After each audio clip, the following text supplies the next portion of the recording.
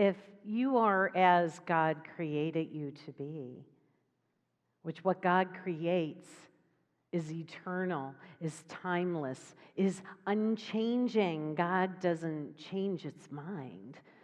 God had the thought of you, the thought of its creation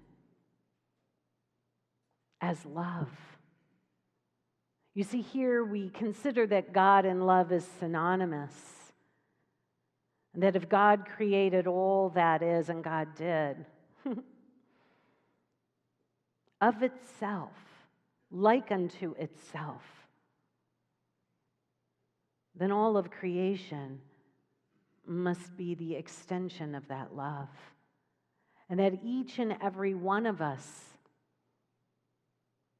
is a thought, is an idea in the mind of God itself. And as a thought, as an idea in the mind of God, of love, that each of us is indeed an extension, a chip off the old block, if you will, that we are each love. Love in creation, love extending. And that is the changeless nature of our being, the changeless nature of our being. It doesn't shift up on you at all. Now, we can fall asleep and pretend that we're something other than what God created us to be.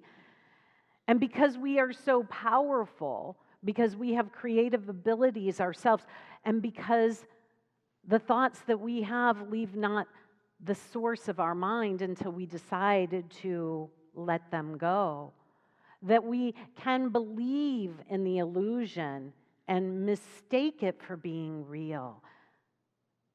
And therein lies falling asleep, and therein lies forgetting who we are, and therein lies our journey back home, which is what we're all up to. We're all just journeying home together. That's it. We're arm in arm, skipping sometimes kvetching, sometimes crying, sometimes camping out in despair. But it's all perfect. It's all part of our journey home. So there's no judgment in any of that. It's just ultimately our choice. The thing about being a powerful creator and that it is done as you decree, and then saying, oh, I'm going to be a minister and I'm going to give Sunday talks, and so I'm going to make up topics that I'm going to speak about. Sometimes you got to live them. So I learned a while back to be very careful about the topic I say that I'm going to be bringing. Right? Because invariably I live it each week so that I can come up here with some integrity and share with you my experience. Because this teacher is the learner. And you, seeming to be in a learning place now, are the teacher. And that is what we are for one another. And so in my humbleness, I realized I fixated on something the past couple days. I realized that in the vast, crystal clear blue sky of my consciousness,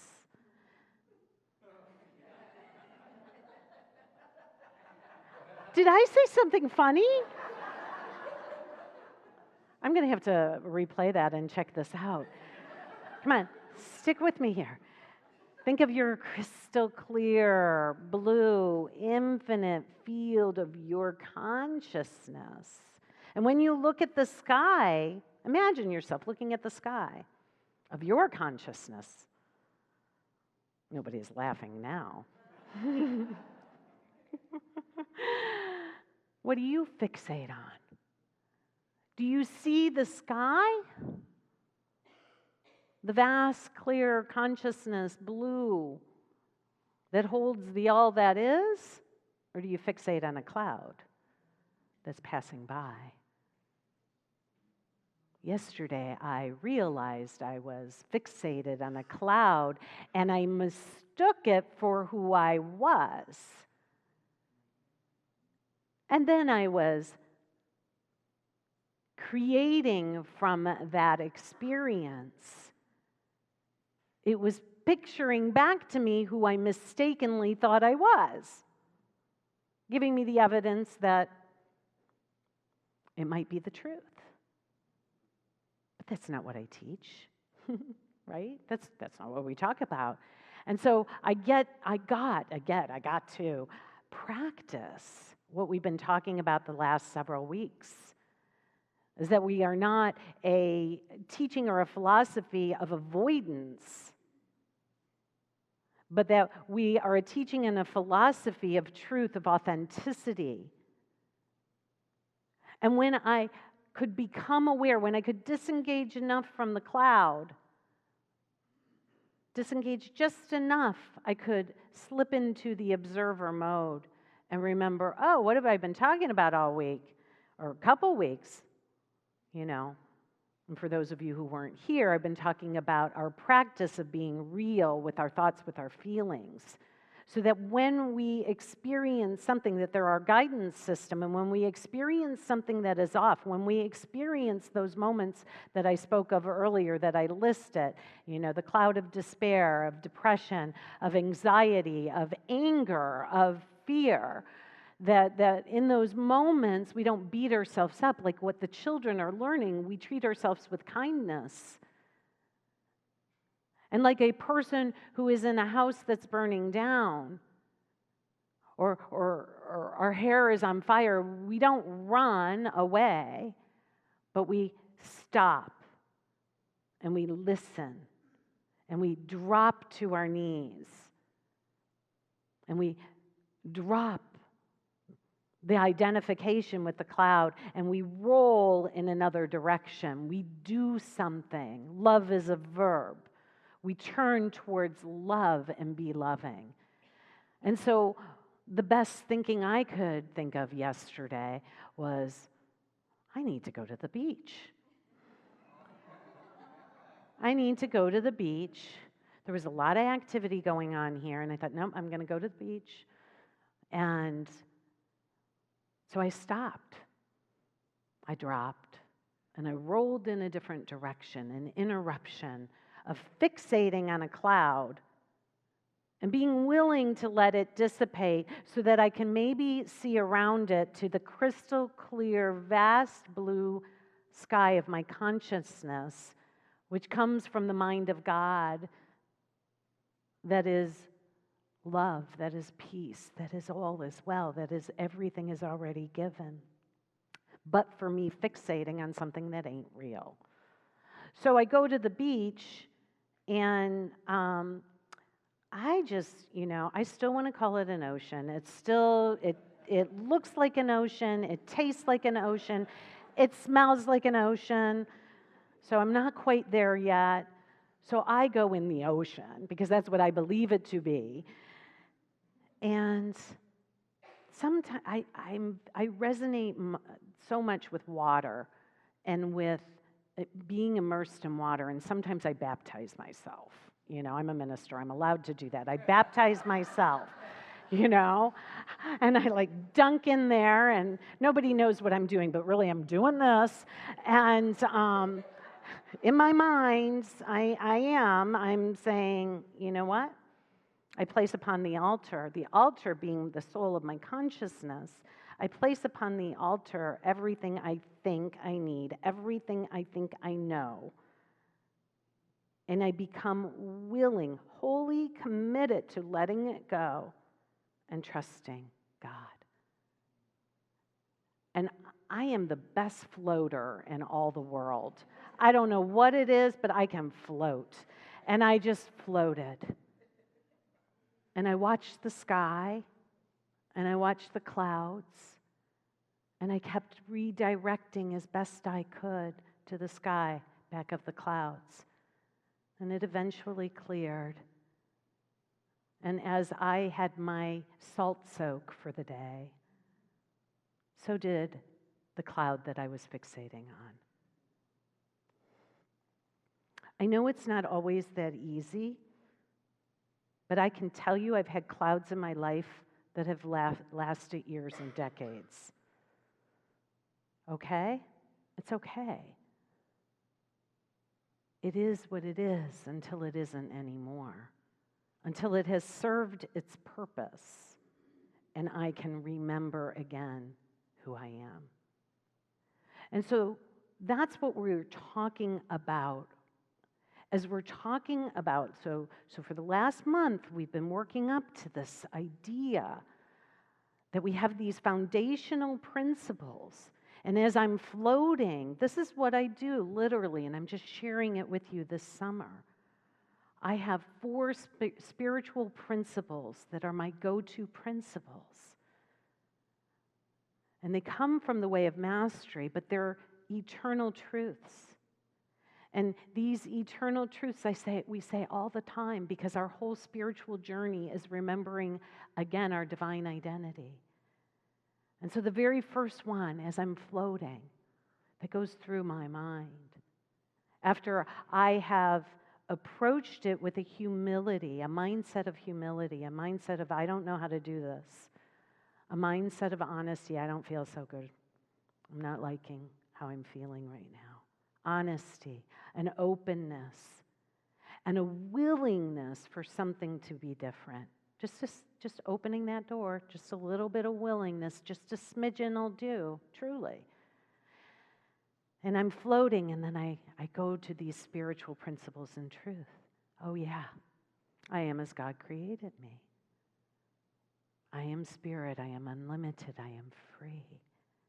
And that because of that, because of the freedom that we talked about last week, that I get to choose. I get to say what is so. That's the way it works. And that I can remember that, and I can take responsibility. And I can remember that these things, these clouds that seem so real, need not be. They need not be. They're not ordained by Spirit at all. They need not be. So the fear need not be, the depression need not be, the anger need not be, the disharmony need not be. But here's the thing, it doesn't mean you won't experience it. We're talking about a pathway of authenticity and honesty when we do experience it. So you stop, drop, and roll into a new experience. For me, it was floating. And then I go to the next thing. I need do nothing. I need do nothing. Yeah, don't you really think you need to do something in those moments?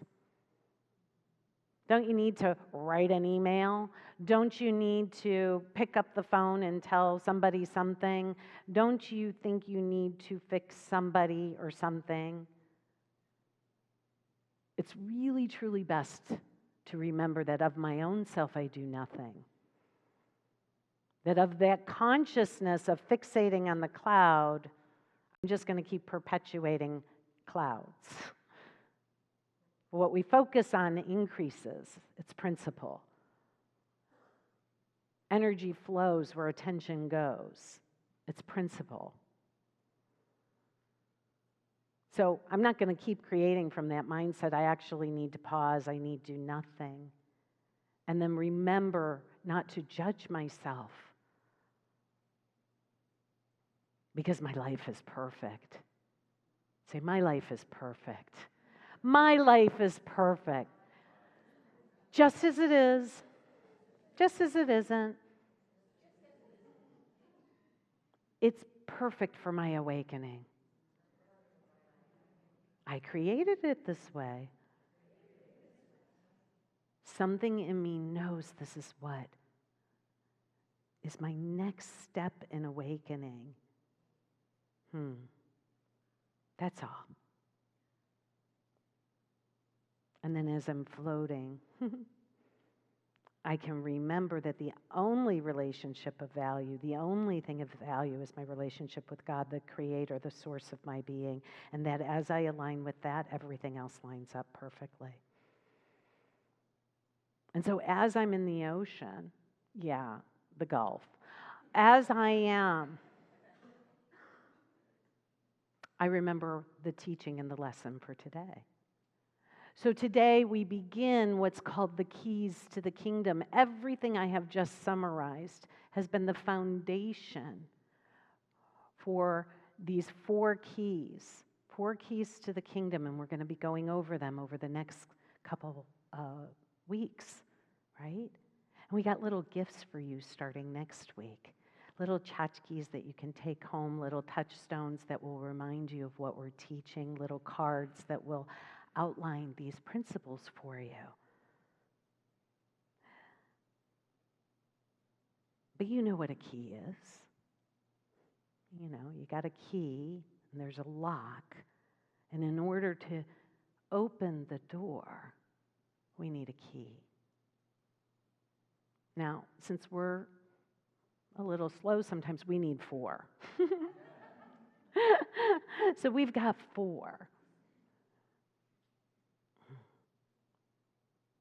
And these keys and these spiritual principles are simply a pathway, my loves, just a pathway home.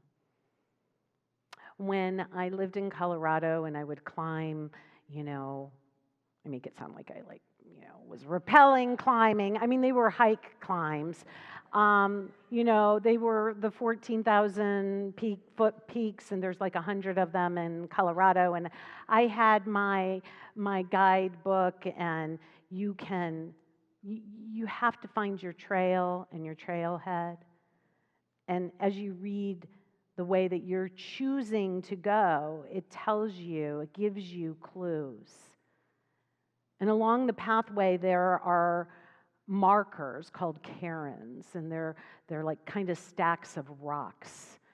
And you look for them, and in between you look for the next one, and you look for the next one. That's what we're building here with our spiritual principles of truth and these keys to the kingdom that we're just on a trail, finding our way. And these things help us. They make the journey a whole lot easier. That's all. That's all we're doing. And so you can pick different trailheads and different guides. And what I have found is that once you get past a certain elevation, they all lead to the same place.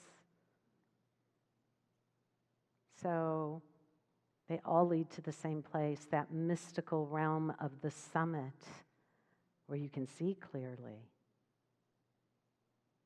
all around. So that's really, what we're up to here. And as I was floating yesterday, the key that we're going to talk about today is desire. Desire. That nothing occurs in our experience without desire. Something within you desired to be here today. Otherwise, you would not be here. That desire is what carries us forth, what gets us up and moving, is the divine urge within our being that puts us in a particular direction. Okay, I guess we have something up there. And it's an expression of I'm not ready for that yet. So desire is just that seed within us, a divine urge within us that starts everything. Okay, put it back up. Welcome to my world. Thanks, babe. An expression of the inmost being of man. This is from Charles Fillmore, co-founder of Unity.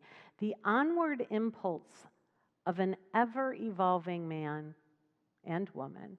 It springs from deep within being, and it has enduring power. So it's what is in the innermost of our being, and if we start out as we were created from love is an impulse. Love is synonymous with desire. And in our teaching, we say that love points the way, and that the laws of creation make a thing happen. But when we align with love, all power under heaven and earth comes forth to assist with ease and grace such that you can float through life from glory to glory to glory. The next slide from Charles Fillmore says this.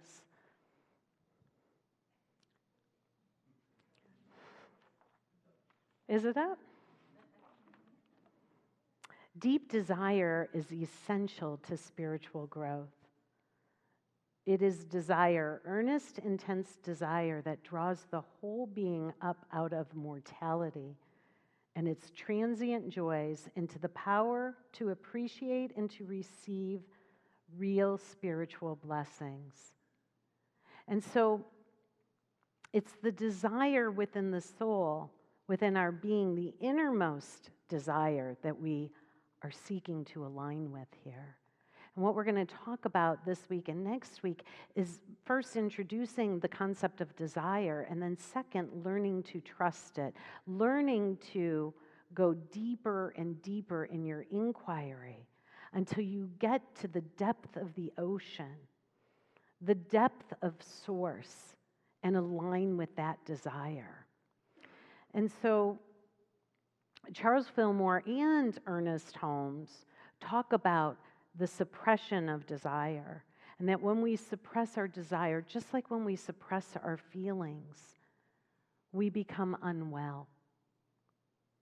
It is painful to deny who you are, what you are, and how you serve in the world. It's actually painful. And I don't know about you, but like how I was conditioned in my life is that I had to do things in a certain way in order to be safe, in order to be successful. And I remember my dad, in his greatest of intentions, when I said, I want to study liberal arts, I want to study literature, he was like, no, you got to study business. And I remember going along with what he had to say. Now, it was all fine, but the desire of my heart even then wasn't something that was concrete in his mind, but it was something about the spirit and the soul, and I didn't know it at the time where that would lead me. And that I went through those clouded periods where I suppressed the desire of my heart. And I became unwell. I forgot who I was. And it was only by becoming acquainted with myself again that I could allow that to come forth. And so, what is the desire of your heart? I think and believe that sometimes we live in a world where people are walking asleep. And art and theater and movies imitating life. Ever notice all the zombie movies, right? That we're all just kind of having suppressed who we truly are, that we're not really being authentic to ourselves, and it's painful. So Ernest Holmes talks about the divine urge, and there is a quote for this, the divine urge which operates as law, and that it produces energy. And energy must find an outlet. This is why suppressed desire often produces discord and discomfort. Desire for anything is the thing itself in incipiency. This means that legitimate desire is the voice of spirit in you, trying to indicate that the thing you desire is already on its way to you. And this is a biblical quote or taken from the Bible, before they call, will I answer.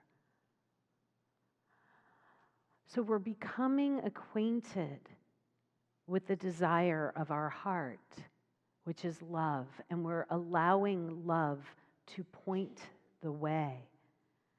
And to begin to cultivate a trust of that desire.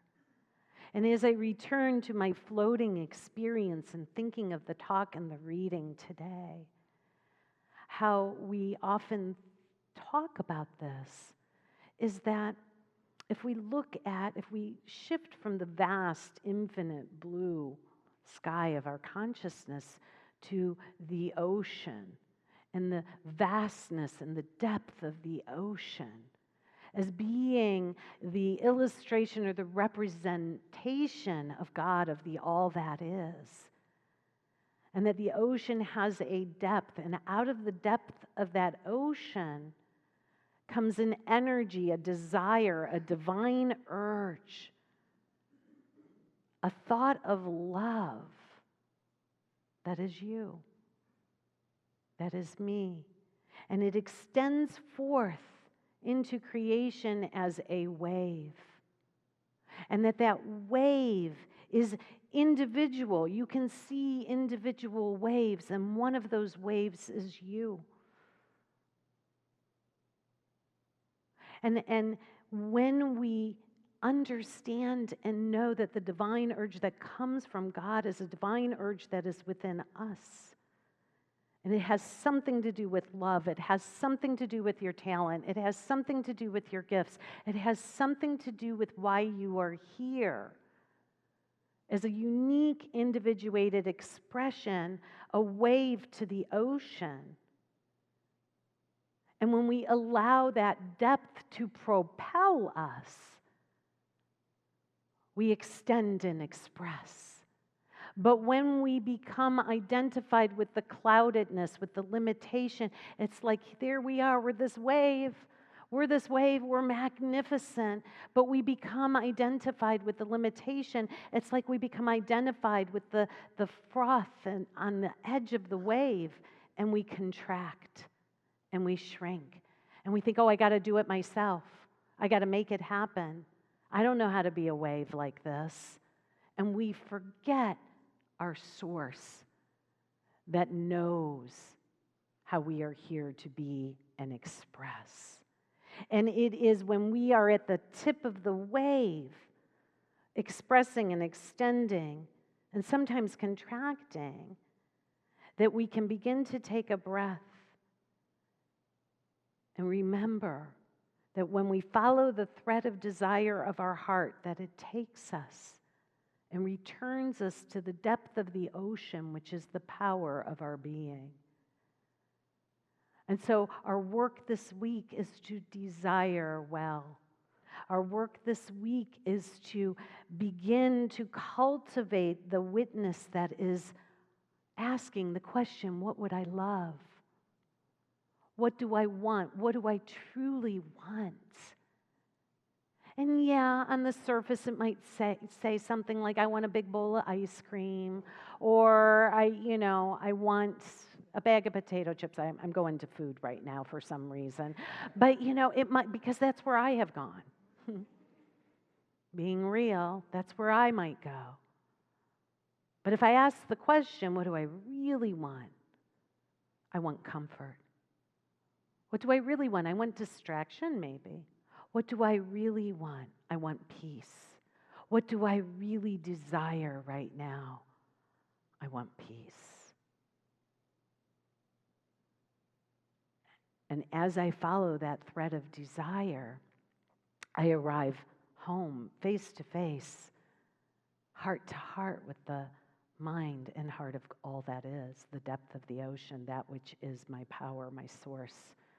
And I remember again who I am. And I remember I don't need to do it myself.